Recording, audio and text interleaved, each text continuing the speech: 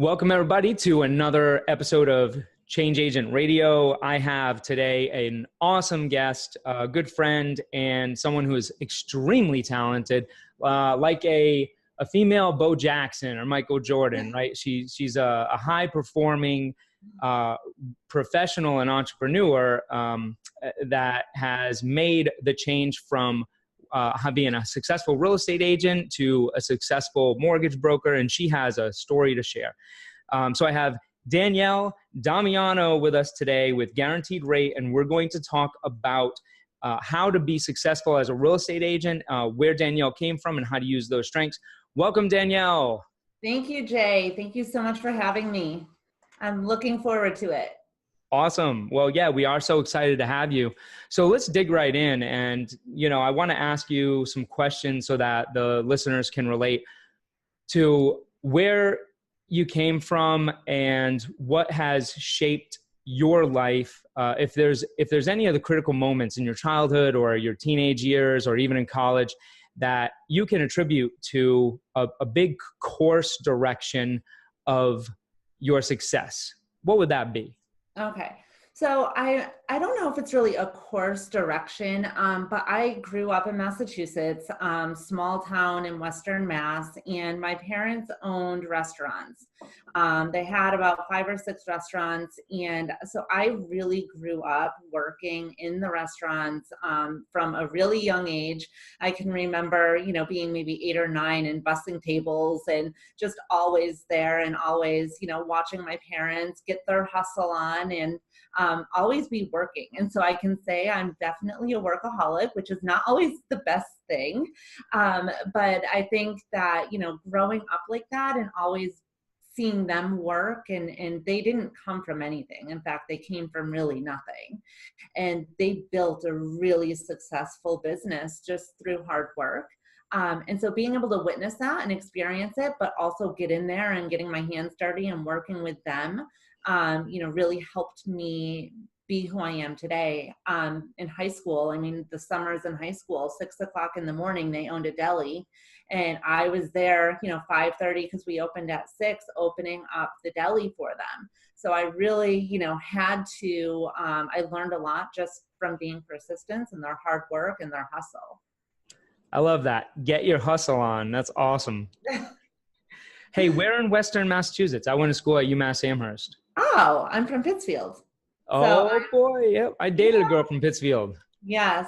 So we're about like 40 minutes from Amherst. I then went to college, graduated from Miss Hall's, which was an all-girls private school in Pittsfield, and went to Bentley University in Waltham, thinking that I was someday going to open a restaurant. That was really what I wanted to do.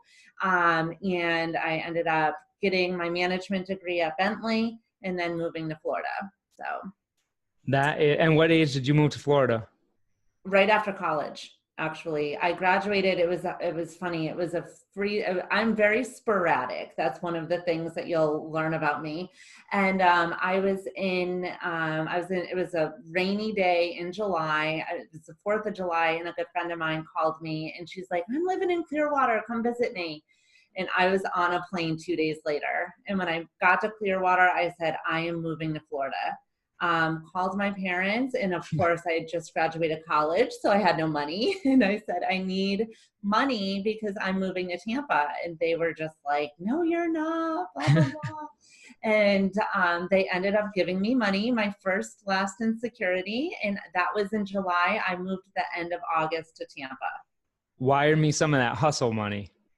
Huh? I said, wire me some of that hustle money. Exactly. So that's how I ended up in Florida. It's interesting because we don't know these things about each other. But I went UMass Amherst. I went to school for hotel restaurant management. No way. Yep. And the reason why I moved down here to Florida is because I was on the opening team at the Hyatt in Bonita Springs. Oh my gosh. Oh, that's awesome. Yep. Yeah. So we're very similar then in both aspects with the real estate and in that. I thought I would open a restaurant. I still think I will at some point. I just don't know when or where. That's always been, you know, a dream of mine. But you know how it is with kids and with my parents growing up in the restaurant business. I mean, my mom was around, but my dad was just always busy. So I think, you know, what I'm doing now is a little bit more conducive with a family. Yeah. So let me ask you this before we get into like the main topics.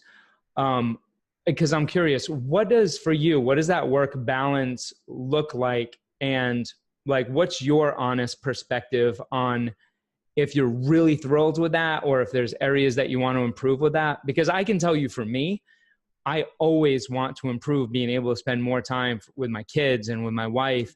And it's one of those constant struggles.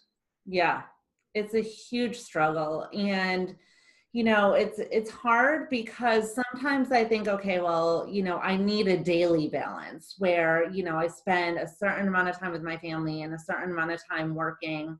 Um, but what I've found is I get out of my momentum when I do that. And so what I'm trying to do is really, you know, Monday through Thursday, I work a lot. So like once I leave the office, I'm still working at night. And sometimes I'm trying, it's, you know, hard to kind of be present with them even when I'm there. So that's one of the things I'm working on. And then I'm trying to take a half day on Friday and really spend Saturday and Sunday with the family. You know, with mortgage, it's a little different. I can say that when I sold real estate, I was a lot better at that, where Friday afternoons through Sunday evening, I set up my business. And when we talk a little bit more about my real estate business, you know, I'll get into more detail, but I set up my business where I wasn't really working nights or weekends selling real estate. It was a lot more of a Monday through Friday job. So the work-life balance it's really difficult. It's hard. It's trying to figure out. And sometimes, like last night, I went out to dinner with my kids and my husband. Naples Flatbread does bingo on Wednesday night. And so we went and did played bingo, and it just felt weird because I was out of that work zone, I guess you would call it. Yeah, I have the most difficult time if I get thrown off on anything during the day that takes me out of my groove. I just cannot get that momentum back. It's so tough. And when I get home, it's like this is totally the feeling, okay? And this is actually the first time I can identify it in an analogy. Before I get in the house, okay, I need to like check myself. So I have like a 10 or 15 minute routine to do that, to prepare myself. Because I feel like I am like a big SUV or a tank that's just steaming in, right? And like in work mode. And then like I have to put on the brakes and then stop and then be essentially another person who's not in control at home, which is difficult. I completely agree. It's hard and it's hard in our business because once you're in that groove and you're in that momentum, when you take yourself out of it, sometimes it's hard to get back into it, you know? So that's why I was trying to say, okay, so Monday through Friday mid-afternoon, I'm in my zone. Yes, of course I go home, I see my kids, I do stuff with them, but that means that once they're going to bed, I may be back on my computer working, or I may be doing things. And then half day Friday, Saturday, and Sunday, I'm just letting loose. But I can tell you by doing that Monday morning, Mondays are not my thing anymore because I've like completely just spent 2 days out of my groove that it takes me a little bit to get back into it on Mondays. Yeah, I totally agree.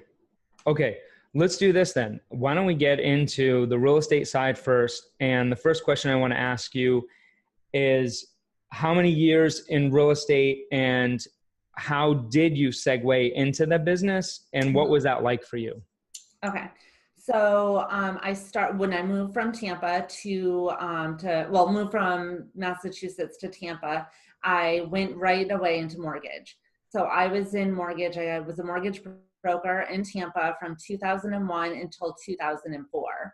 My parents ended up selling all of their restaurants in Massachusetts. They were coming down here to open restaurants, and they ended up moving full-time to Fort Myers. That's how I ended up here.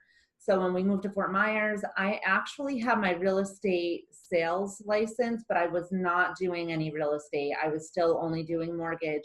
'05, I got my real estate broker's license and opened up a real estate company and a mortgage company. So that's kind of how I segued into real estate. However, at the time, I was still just doing mortgage, even though I was the broker for a real estate company.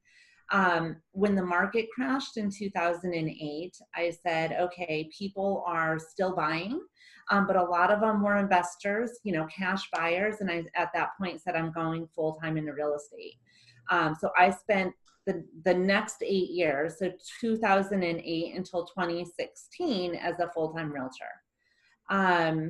I was doing, I was pulling up Liz pendants from leeclerk.org, the website, and I was door knocking Liz pendants, trying to get short sale listings. I knew the mortgage part of it because I owned a mortgage company. So that's, kind of how I would go and let these people know that I can help them. And very quickly, I started building my listing inventory with short sales, to the point where it got so much. I was negotiating my own in the beginning, and then it became so much that I had an actual short sale negotiator, and I focused just on going out and getting short sale listings. That's awesome. So that was, in 2008 all the way through 2016. I mean, there's a good chunk of that time where short sales were a good piece of business, right? Yeah, the mainly in the beginning. So, really going after the short sales, and then I started going after expireds. Now, I told you from the beginning that I'm spontaneous. So my husband and I were in Miami at the JW Marriott rooftop pool right in Brickell. I'm sitting up there and I was like, I love it here. I guarantee you there's at least 100 people in this radius that need to sell their home. So that was probably in July. We moved by September. To Miami. Yes. In 2012 with our 2 kids. My daughter was just started kindergarten, and my son he was 3, pre-K 3.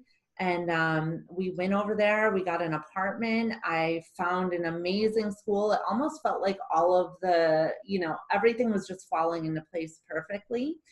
And I had to get my hustle on again. And we moved to Miami, and I said, I know I can make it happen if I have my people that I'm going to be calling and my systems that I'm already doing. And we were in Miami from 2012 until 2016 when we decided to move back to this coast.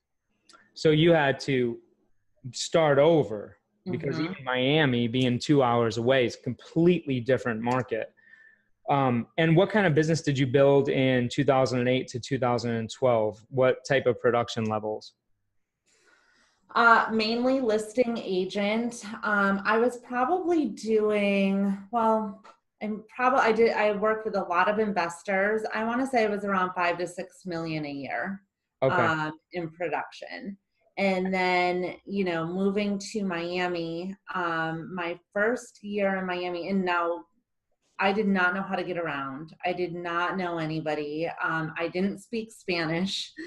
And so I just put my, headset on and made calls. I called expireds. I called for sale by owners. I called just listeds and just solds.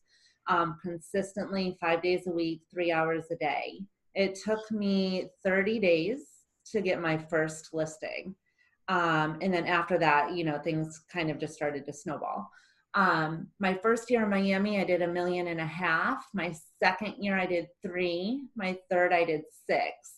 And then I was on track to do 12, because I think I did 3 million in my first 2 months. And then we ended up moving back. Okay. So let's do this then. Why don't we talk about some of the problems that or struggles that you've incurred in real estate, and also that most real estate agents deal with, and like how you dealt with those. Okay. Yeah. So, and it's funny because, I'm in mortgage right now, in mortgage and real estate and any sales business. we all have the same struggles. And I think it's just one of the biggest struggles is having enough qualified leads. And if we all had enough qualified leads, then we would all be doing amazing. So I think that's one of the biggest struggles. And it all boils down to, getting, for me at least, getting on the phone and prospecting. Coming back into mortgage, I was excited. I was like, oh, I don't got to make my calls anymore. I don't have to wake up and spend 3 hours on the phone. And I just started realizing over the past couple of months that if I were to do that, how much more my business would be. And so I'm starting to make my calls again, and I'm just seeing huge results in it. So yeah, I think having enough qualified leads is one of the struggles. Ways to overcome it was, for me, through prospecting, calling, expired listings, for sale by owners, just listeds, and just solds. That was the big, main people that I called and how I built my business. All right. So with doing all that door knocking in 08 to 12, did you get burned out at any point with door knocking? Had that went away? Yeah, well, I found it more efficient to do phone calls than door knocking. Because if I had, when I was doing the short sales, the Liz pendants, I had specific people I was going after. But if you're just, the time it takes to get in your car and drive there now face to face, it's going to be a lot better, in my opinion, than talking to somebody over the phone, because you're not really able to build that trust and rapport right from the beginning. So door knocking, I think, is great, but I just found it to be more effective and efficient through phone prospecting. Yeah, you absolutely get more leverage with your time when you're on the phones, and you can just dial. Yeah. Smile, dial, make a pile. I like that. Smile, dial, make a pile.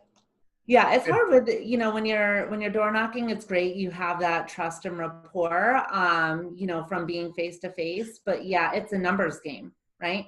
So the more people I can talk to, and that's really what it all boils down to, is the more people that you talk to, the more times, you're going to have a chance to talk to somebody and make a sale or get a deal. Yeah. Yep. And I know when we were talking before we started this, you were expressing, you were stressing the fact that people need to ask for the business. Can you tell us more about that? Yeah. So, I think it's always a challenge. So if you're new at, let's just say, real estate, or you're new at mortgage or whatever, just actually doing it, making the calls, is a challenge. Once you start getting good or consistent with making the calls, then you need to really make sure that you're asking for the business, or you're asking for an appointment. For me right now with mortgage, I'm asking, who do you know that might be looking to buy or refinance right now? One of the things that helped me remember to ask, because sometimes you get in conversation with people and you forget. You just completely forget to ask. Then you hang up the phone and you're like, oh my gosh, I never asked for the, whatever you're trying to do, whether it's an appointment or just saying, who do you know that might be looking to buy? So what I would suggest doing, and what I used to do, is I had a 3x5 card, and I would put the question that I wanted to ask right there. So ending every phone call, and everybody should be doing this right now, is just saying, hey, interest rates are really low right now. I was just wondering, who do you know that might be looking to buy, sell, build, or for me, refinance, that I can help? And just having that 3x5 card when you're making your phone calls, reminding yourself to ask for the business. So yep. I think a lot of times we forget. Yeah. Every time that I get on what's that? And it kind of defeats the purpose of making the call. Yeah, it does. And a lot of agents, because they don't know, and I used to be there too, is that we would just follow up. And we don't ask for the business. We don't ask for the appointment. And it's you have to understand that the point of the follow-up is one of three things. And it is either getting the appointment, right? I mean, that's what we want to do. Classifying them as a dead lead, right? Mm-hmm. Because the faster you get rid of them, the faster you can find a good lead. Or the third thing is, if you can't get the appointment, but they're not really a dead lead and you have asked for the appointment and you know that it needs more time to convert, maybe like a FSBO, then you set the expectation for your next targeted interaction. Mm-hmm. But what usually happens is, like, that conversation happens and they'll get the objection from the customer, and then all of a sudden, the client, right, the prospect on the other end, right, and you've heard this a million times, will say, call me back in a month. What does that mean? They don't know. That, like, call me back in a month means show up at my house tomorrow.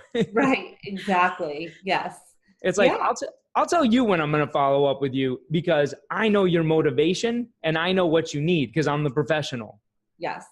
Well, what you just said is two really important things. Number one, when we're doing our lead follow-up, we have to requalify them every single time to figure out, number one, their motivation, and is what they're telling you a condition.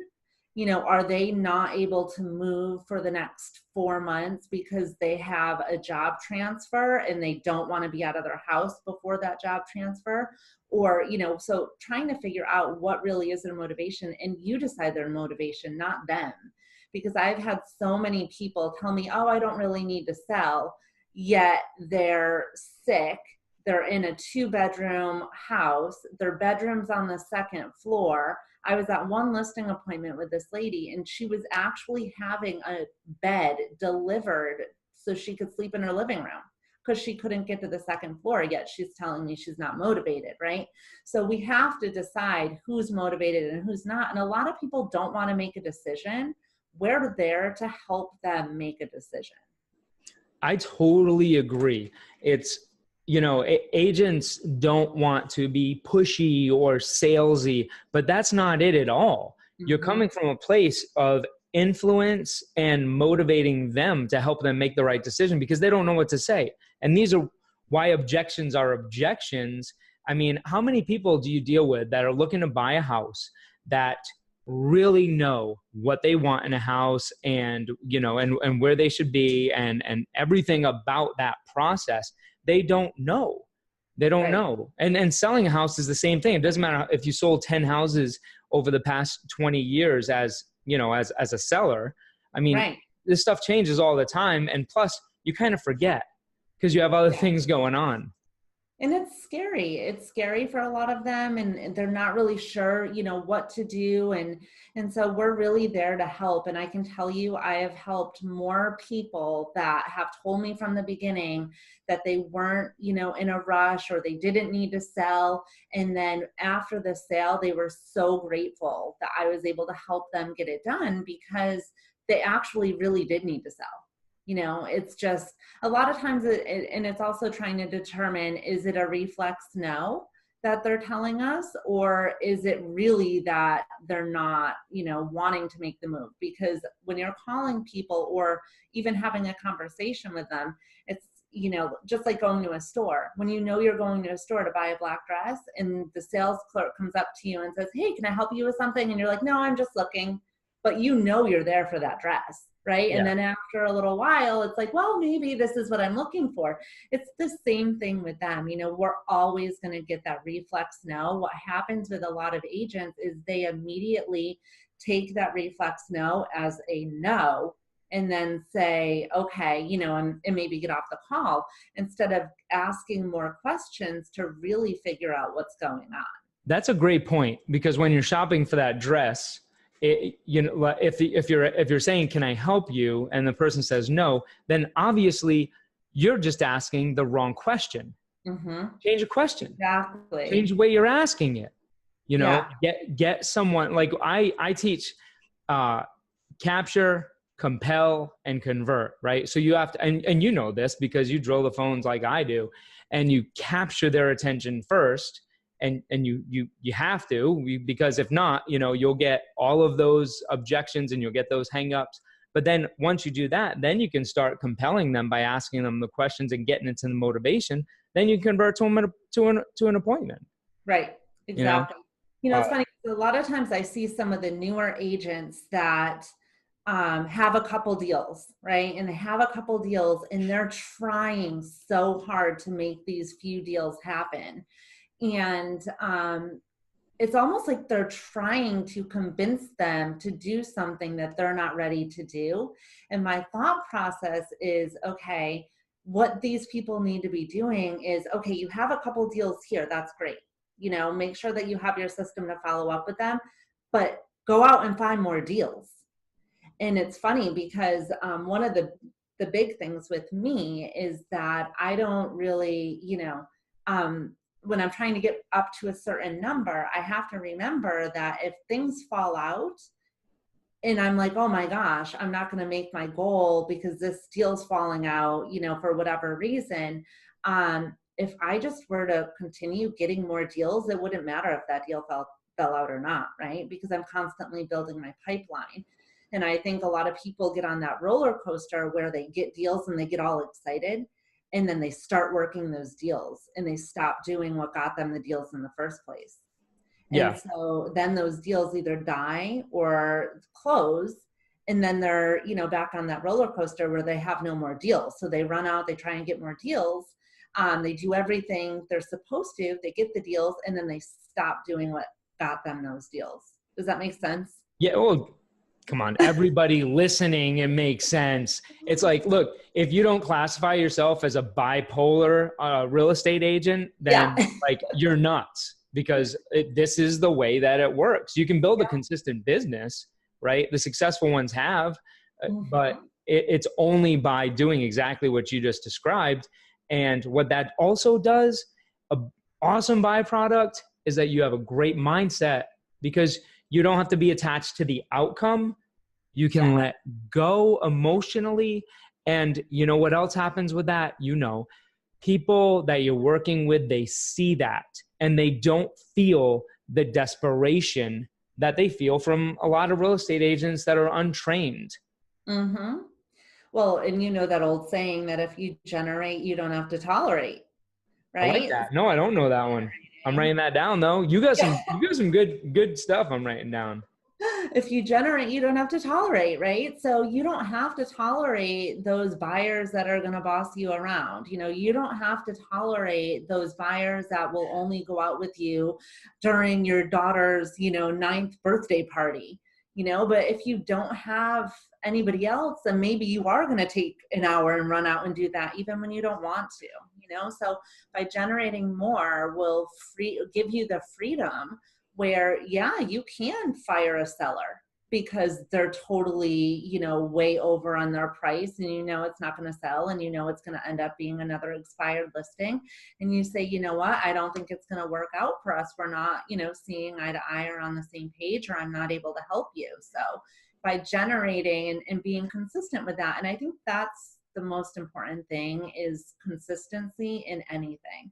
And no matter what you do, and not just prospecting, let's say you're doing video and that's part of your, how you're going to get business, then it has to be a consistent video, like a video that goes out once a week or however you want to do it, but it can't be sporadic.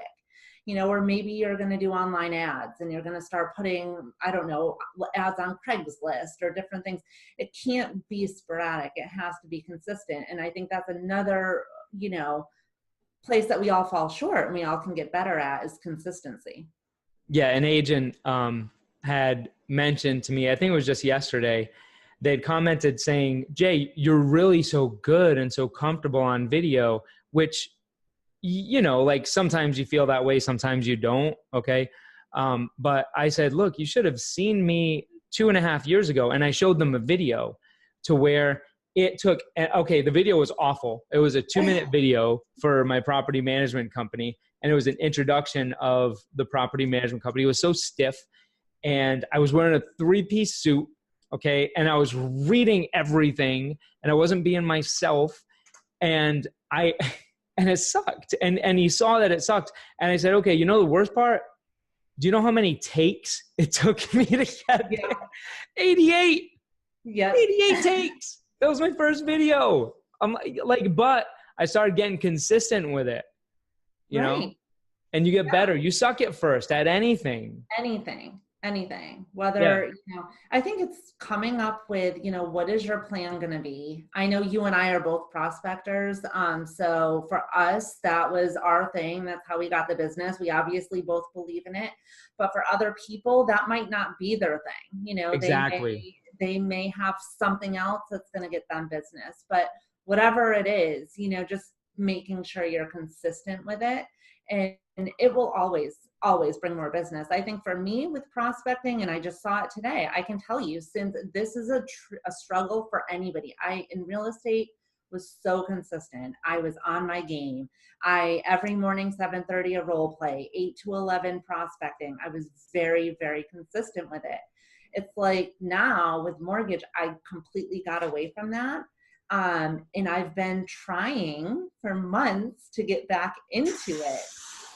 Come on. Okay. Hold up. Stop. Okay. We're going to have an Okay, intervention. I'm letting it out. I'm letting it all out now. Yeah. We're going to have an intervention. Okay. I know, it'll be fun. Why don't you stop that bullshit right now? You know Yeah, better. Okay. I know. Why don't you stop that shit right now and get back into a morning routine? How's your morning routine? So I can tell you that today was the first day I got back into it, and I was so on fire afterwards. I was so pumped up, and my phone literally is off the hook today now, because it's all about, creating that energy. And when you go out and you're, physically trying to, drum up business, it all comes back. It all comes back to you. So yeah, no, my morning routine was crazy. I was like, oh, I'm not going to the gym anymore in the morning, just all this stuff. It's getting out of the habit is what it is. I mean, I know I can get back into it. But I think that's a struggle that a lot of people have, either if they're not consistent with it right now, is either getting out of it and trying to get back into it, or somebody that's new and just trying to start. So I guess my point for anyone that's new and trying to start is, don't listen to other people that are, oh, I prospect 3 hours a day, 30 contacts, 10 an hour, and think that that's what you have to do to start, because what happens is then you don't even start. Mm-hmm. I think getting into a routine, whether it's an hour a day, or every other day, or whatever it's going to be, just getting into the habit of starting it and then building from there. Yeah, I totally agree. Like when I get out, because we all get out of routine, right? I mean, This is life, and especially with kids. But the thing is, we all have our own bullshit excuses, and that's all they are. Because someone will say, well, no, but I got this and I got that. It's like, yeah, everybody's got everything, right? Yeah. But you have so much time in the day. Where do you prioritize your day, and how can you change that, and how can you make it better? And for a newer agent, or just an agent that doesn't know, I mean, that's the lack of knowledge. So that's okay. But if it's not, but if it's the lack of trying, that's another thing. But I'll tell you, when I'm looking to get back into routine, I just start small with little habits. Mm-hmm. So I'll make sure my first thing is getting up at the same time every day. If I get off of that, like my day's 4 a.m. Now, if I start slacking and I'm all of a sudden getting up at 5:30, that's affecting everything else. Right. Because my life is set up for the 4 a.m. wake up. Like if that's what I need to get it all in. Mm-hmm. But that's the first place I'll start, and then just adding little things on top of it. Yeah, that's a great point. And it's just, starting small and making, and not focusing on, oh, well, I got to do this and that and this and that. And, just taking one thing, implementing it, and then building from there. And that one thing that you're talking about, I wanted to bring this up because I've been thinking about this a lot lately. It's been brought up by a lot of different agents. They'll start with one source of lead generation, whatever it is. I mean, it might be a community farm. It might be Facebook ads. It might be for sale by owner, whatever it is. And they'll start that for say 2 weeks, and they're good and they got momentum, but then they don't see the immediate results. But then again, the immediate results are really the skills that you're developing and the habits that you're forming, Yeah. because you're not going to be a professional baseball player in 2 weeks. The same thing goes with a professional salesperson. So that, they'll do that. And then for like 2 weeks, and then they'll say, hey, when can I start calling expireds?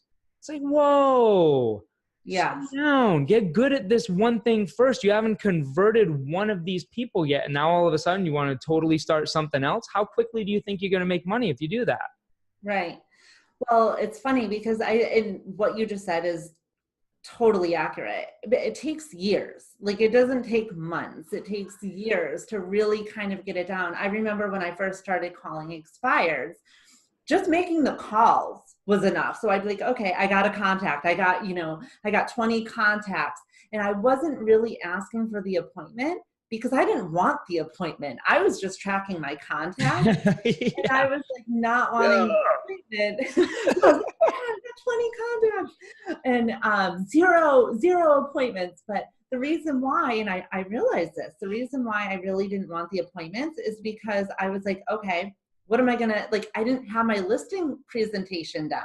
It was going to take me 4 hours to prepare for my presentation, to do the CMA, to get all of my marketing material together.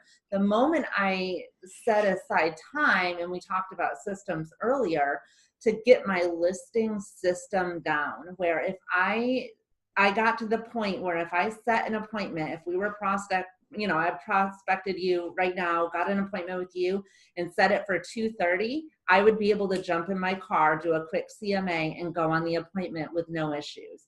It wasn't like that in the beginning. It would take me 4 hours just to, prepare for a listing appointment. So I'm like, okay, well, what I also started doing in the beginning was if I called an expired, and I'd set an appointment for 3 days out, because that would give me enough time. But then by the time I would call them to go on the appointment, they were somebody else. Yeah. So all of that was a they probably listed with me or Susan by then. Probably.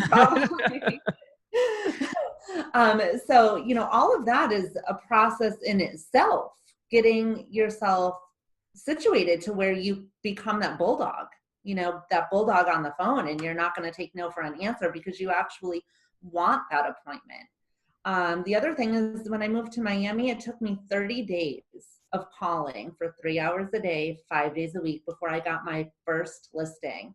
And it was actually really funny because it was a just listed call. I didn't have any listings yet. So I went to my broker and I said, okay, I'm going to call around a company listing. And the lady literally said, I just opened up the phone book. I was looking for a realtor. And I was like, phone book? They still make those things? You thought she was lying. Yeah, I was like, wait, phone book? But how easy is that? Can you believe I called somebody and she said she just opened the phone book looking for a realtor? And I was like, if you're consistent and you work hard, you'll get business on accident too. Yeah. That's okay. And it's funny because a lot of times when you're calling and you're consistent or whatever you're doing, and I know I keep saying calling, I don't want to scare people thinking, oh, the last thing I want. You're absolutely right though. It doesn't matter. You don't have to call the FSBOs, expireds, cancels, absentees, just listed, just sold. But guess what? You need to call people, whether it's your friends, your family, your database, whoever the hell it is. You have to call people. You have to talk to people because you know what? You're a salesperson, right? Yeah. Whoever's listening, right? Everybody listening, you're a salesperson. You have to talk to people. Yeah. You have to talk to people. Well, how are they going to buy something? Yeah. When you watch that movie, The Wolf of Wall Street, are you like, that was me? Oh my God. I love that movie. I love that. And I love Boiler Room. Yeah, I know. It's awesome. It's good. But that is what the successful, agents or in any profession, it's even think of a chiropractor, right? Have you walked into, one of the stores, I've been at Walmart before and there's a chiropractor there or Publix or whatever. And they're like, hey, have you had your spine checked recently? And they have the whole spine machine there. They actually sold me. I was like, well, no, I haven't. But by the end of my 15-minute conversation with him, I had an appointment and he took $50. I had to pay $50 to Oh my God. But think about it.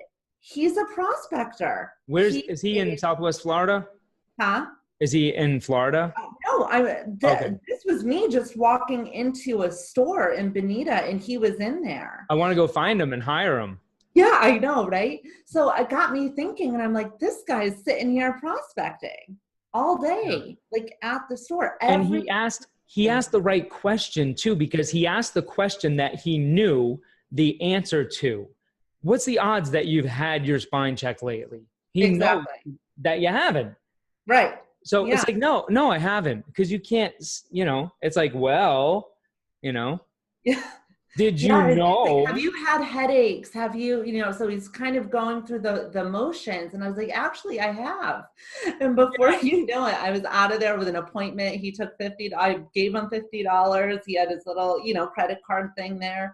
So, but it got me thinking. I was like, I just walked away. I just got sold. Oh my God. I want to start a chiropractic kiosk. Yes.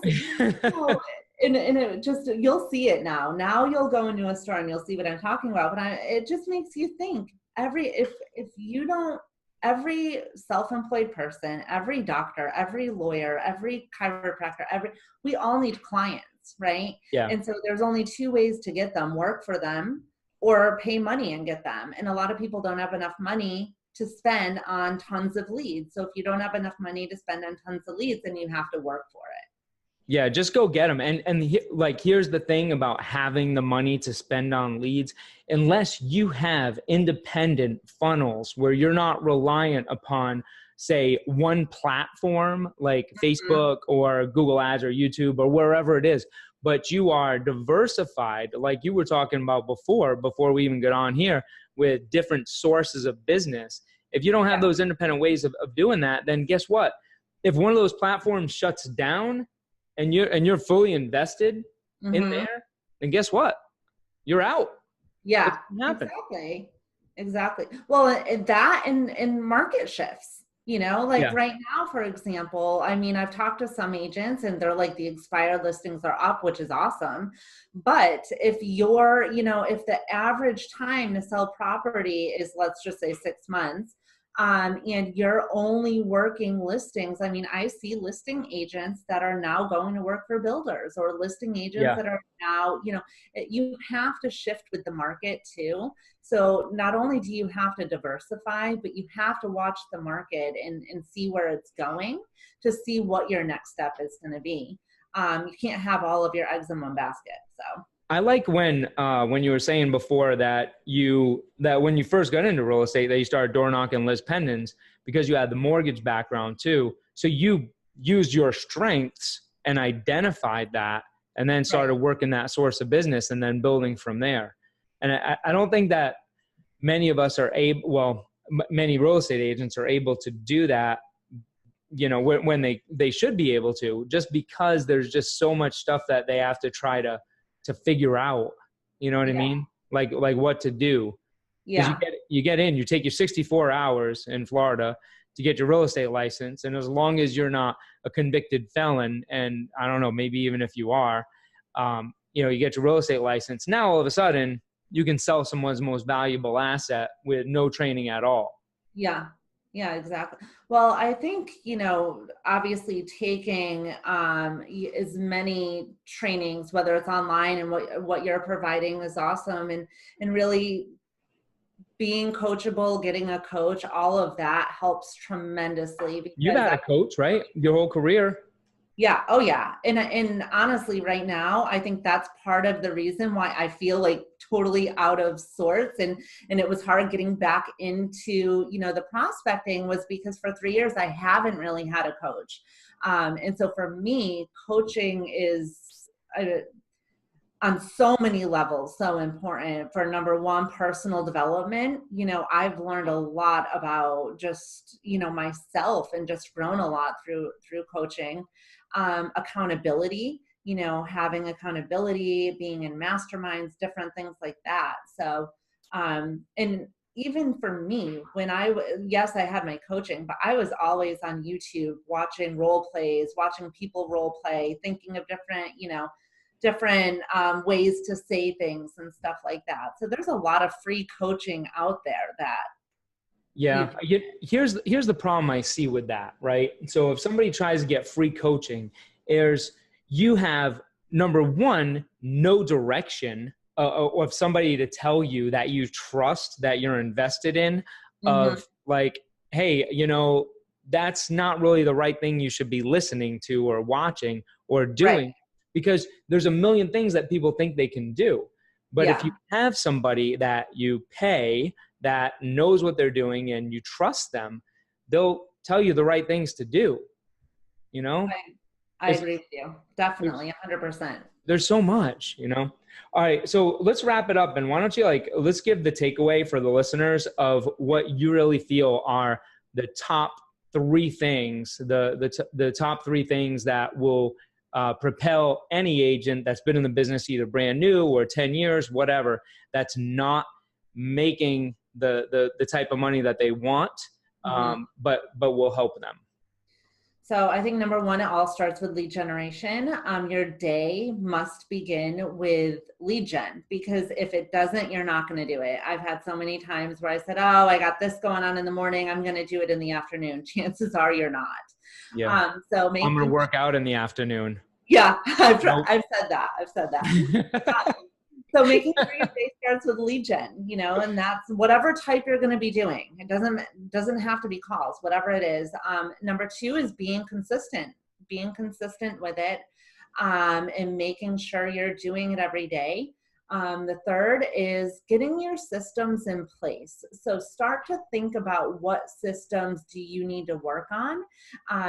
And start with one. And once you get that one really good, move on to the next. And when I'm talking about systems, I'm talking about like your prospecting system. What are you using for, if it's phone calls, for phone calls? Where are you getting your numbers from? Are you using a dialer? So getting that down. And then your listing presentation, as I mentioned before, I didn't want to set appointments because I didn't want to go on the appointment. It was going to be too much for the presentation. So, if you're going to go after listings, get your listing presentation down. If you're working with buyers, get your buyer presentation down. Have the specific questions that you're going to be asking them. Get your lead follow-up system down. Where are your leads going? Are you writing them on a receipt only to lose that receipt? Or do you have a system of where you're putting them and how are you following up with them? So really start to work on your systems. And then I think, you have to always remember you're the CEO of your own business. It doesn't matter if you're working for Remax or Sotheby's or whatever. Yeah, that's the brokerage, but this is your business.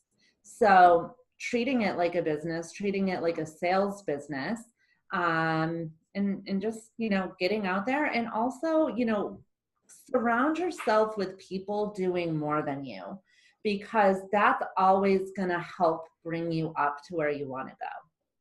Cool. So that's a bonus: environment and peer. Nice. Yeah.